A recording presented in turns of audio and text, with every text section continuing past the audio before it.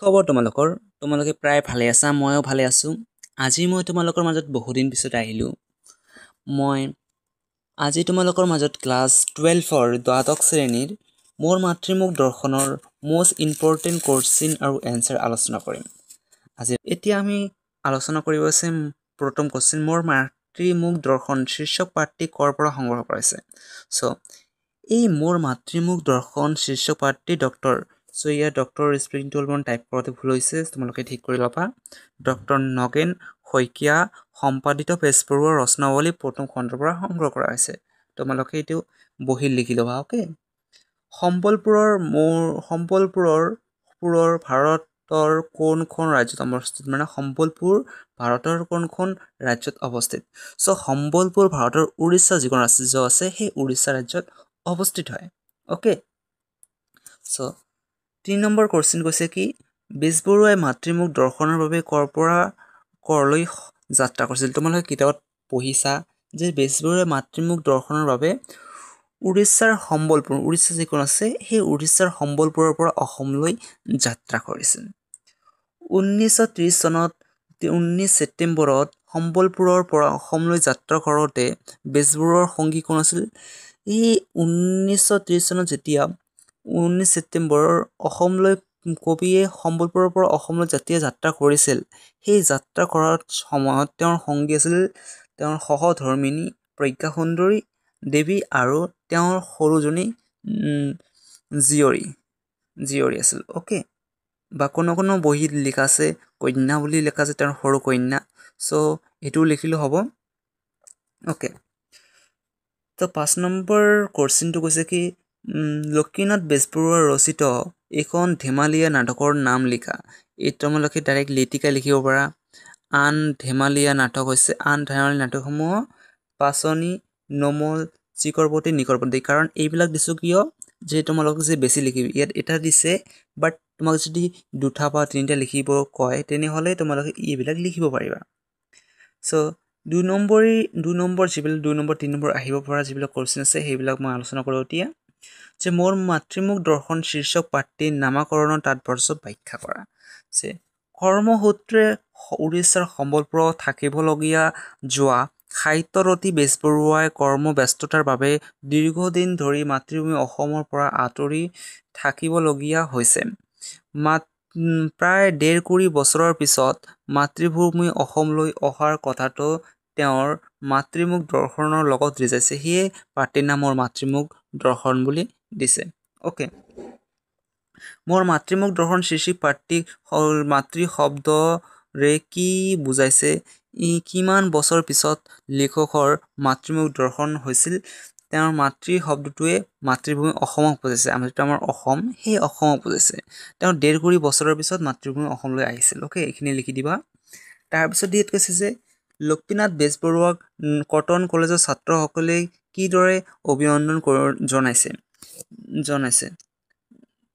জনাইছে তো কি লিখিবা যে গুৱাহাটী অহাৰ পিছত কটন কলেজৰ ছাত্ৰসকলে গধূলি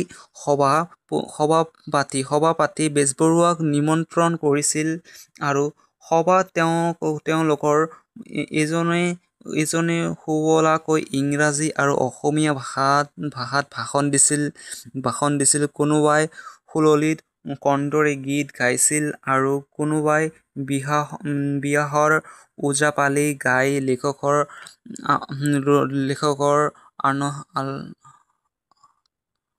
আনন্দিত কৰিছিল এইটো তোমালোকে লিখিবা এই বাক্যটো তোমালোকে লিখিবা ওকে আনন্দিত কৰিছিল এইটো লিখি দিবা এনেদৰে ছাত্ৰসকলে লেখকক অভিনন্দন জনাইছিল হা হা হু কোন হা হু কোন আছিল লোকৰ কিদৰে কি কাৰণে সৃষ্টি কৰিছিল লিখা সো হা হু আছিল হু পৰৱৰ্তী মানস পুত্ৰ আছিল ওকে সো তোমালোকে এইখিনি লিখি ল'বা মই ইমান নকওঁ কাৰণ বহুত সময় লাগিব বহুত সময় প্ৰয়োজন হ'ব তোমালোকে বহিত লিখি ল'বা এইখিনি লিখি যাবা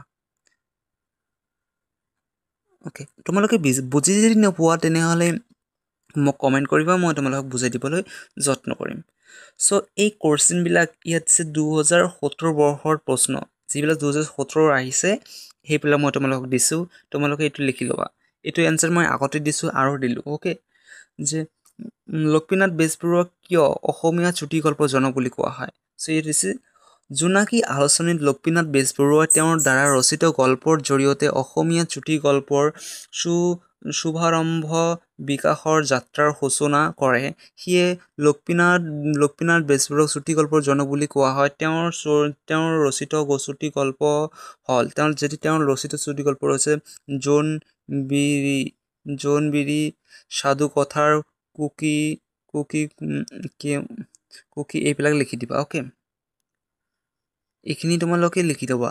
চ' ইয়াত যিবিলাক দিছোঁ সেই কোঠাইটো কুৱেশ্যনটো তোমালোকে যদি মুখস্থ নকৰা, তথাপিও তোমাৰ যদি এই এনচাৰটো যদি মুখস্থ কৰা, দিছে যে মোৰ মাতৃমুখ দৰ্শন শ্ৰী পাত্ৰৰ আধাৰত লক্ষ্মীনাথ বেজবৰুৱাৰ সম্বলপুৰৰ পৰা গুৱাহাটীলৈ কৰা ৰেল যাত্ৰাৰ চমু বিৱৰণ আগবঢ়োৱা। চ' এই বিৱৰণটো তোমালোকে যে পঢ়ি যোৱা, যে মুখস্থ কৰা, তোমালোকে একো কুৱেশ্যন এনচাৰ মুখস্থ কৰিব নালাগে, তোমালোকে ইয়াৰ পৰা সকলোখিনি লিখিব পাৰিবা। অ'কে, চ' স্ক্ৰীনশ্বট মাৰি লোৱা বা তোমালোকে কিতাপত লিখি লোৱা, বহীত লিখি লোৱা। অ'কে,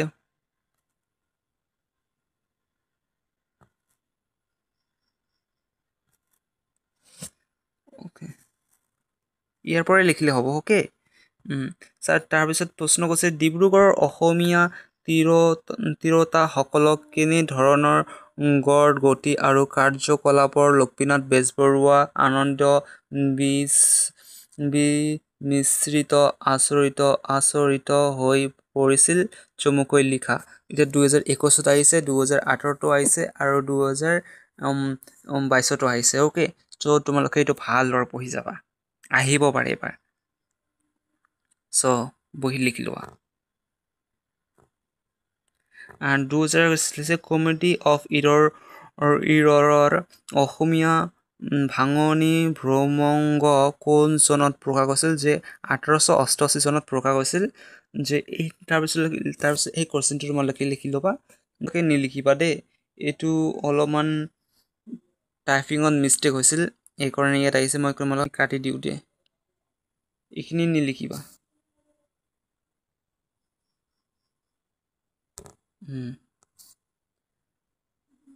আজিৰ কাৰণে এইখিনিয়ে।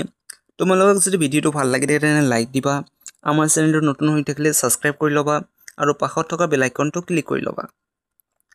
তাৰ কাৰণে তোমালোকে ভালে থাকা, সুস্থ থাকা আৰু নেক্সট ভিডিঅ'ত দেখা হ'ব। আৰু তোমালোকে এইবিলাক পঢ়িলে ইয়াৰ পৰা তোমালোকে 90% কমন পাবা। আৰু সেই যিটো ক'লোঁ সেইটো তোমালোকে মুখস্থ কৰিলে আৰু তোমাৰ বাকী কোনো পঢ়িব নালাগে, তাৰ পৰা তোমাৰ জানিব পাৰিবা। আৰু শৰ্ট কুৱেশ্যন অলপমান পঢ়িবা। আৰু মই তোমালোকক এটা সাধুখন দিব বিচাৰোঁ, যে তোমালোকে যদি সকলো 1 নম্বৰ আৰু 2 নম্বৰী কুৱেশ্যন মুখস্থ কৰা, তেনেহ'লে তোমালোকে 56 নম্বৰ পাবা। অ'কে, 1 নম্বৰ আৰু 2 নম্বৰ বেছি আহে তোমালোকৰ ক্লাছ 12ৰ এছামিছত। অ'কে, তোমালোকে এই ভিডিঅ' ভালকৈ দৰে পঢ়িবা। অ'কে, আজিৰ কাৰণে এইখিনি, তাৰ কাৰণে তোমালোকে ভালে থাকা, সুস্থ থাকা, নমস্কাৰ।